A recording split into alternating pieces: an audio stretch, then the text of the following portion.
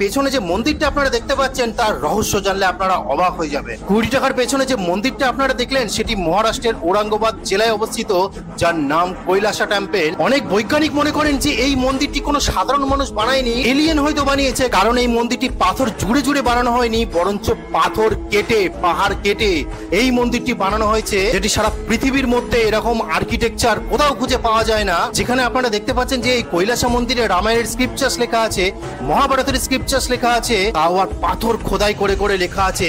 এছাড়াও এই কৈলাসা মন্দির সম্পূর্ণ একই পাথর দিয়ে বানানো হয়েছে। হাজার হাজার ভগবান দেবদেবীর ভাস্কর্য, যেটি হয়তো আজকের মানুষকে যদি বলা হয় একটি পাথর খোদাই করে মূর্তি বানিয়ে দাও, তাহলে সেও হয়তো ঠিকঠাক ভাবে একটা মূর্তি করতে পারবে না। কিন্তু আপনারা দেখুন এত বিশাল মন্দির, তাও আবার একই পাথর খোদাই করে করে বানানো হয়েছে। কি সনাতন ধর্মের মানুষের প্রতিভা ছিল সেটা এই কৈলাসা টেম্পল না দেখলে বোঝা যায় না। যেখানে মন্দিরের মধ্যেই ব্রিজ আছে, সিঁড়ি আছে, ট্যানেল আছে, ড্রেন আছে, জল যাওয়ার সমস্ত কিছু সুব্যবস্থা তখনকার মানুষ করে গেছিলেন, একবার ভাবুন। আর এইটা মনে করা হয় যে এই মন্দিরটা বানানোর জন্য 4 লাখ টন পাথর বার করা হয়েছিল।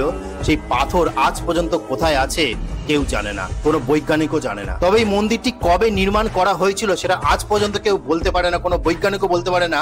আর্কিওলজিক্যাল এভিডেন্স অনুসারে পাথরের যে বয়স বেরিয়ে এসছে সেই বয়স হলো 6000 বছর আগে। একবার ভাবুন, তখন কি কোনো অন্যান্য ধর্ম ছিল?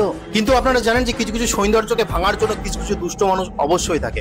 তখনকার যুগে ঔরঙ্গজেব 1682 সালে 1000 তার সৈন্যকে 3 বছরের জন্য হায়ার করেছিল সেই মন্দিরকে ভাঙার জন্য, কিন্তু তারা সম্পূর্ণ ব্যর্থ হয়েছে। সেসব মন্দিরে কিছু কিছু হয়তো পার, আঙুল এইসব ভাঙতে সমর্থ হয়েছে, কিন্তু কোনোদিনও এই মন্দির ভাঙতে পারেনি, যেটা আজও পর্যন্ত মহারাষ্ট্রের ঔরঙ্গাবাদে অবস্থিত আছে। সেটা আপনারা গেলে বুঝতে পারবেন কততম আশ্চর্যতম সৌন্দর্য আজও ভারতবর্ষে বিরাজমান আছে। তো এইগুলো ইউনেস্কোর চোখে পড়ে না। ইউনেস্কোর চোখে পড়ে পোল্ট্রির মুরগির ডোব, হাঁসের ডোব, এইসবগুলো ইউনেস্কোর চোখে পড়ে, কিন্তু এইগুলো ইউনেস্কোর চোখে পড়ছে না। তোটা আজকে বলার ছিল, সনাতন ধর্মের মানুষ হিসেবে গর্ববোধ করুন, যেখানে 4 লাখ টন পাথর কেটে এই মন্দিরকে নির্মাণ করেছিল খোদাই করে করে। তোটা আজকে বলার ছিল। জয় সনাতন ধর্মের জয়, হরে কৃষ্ণ।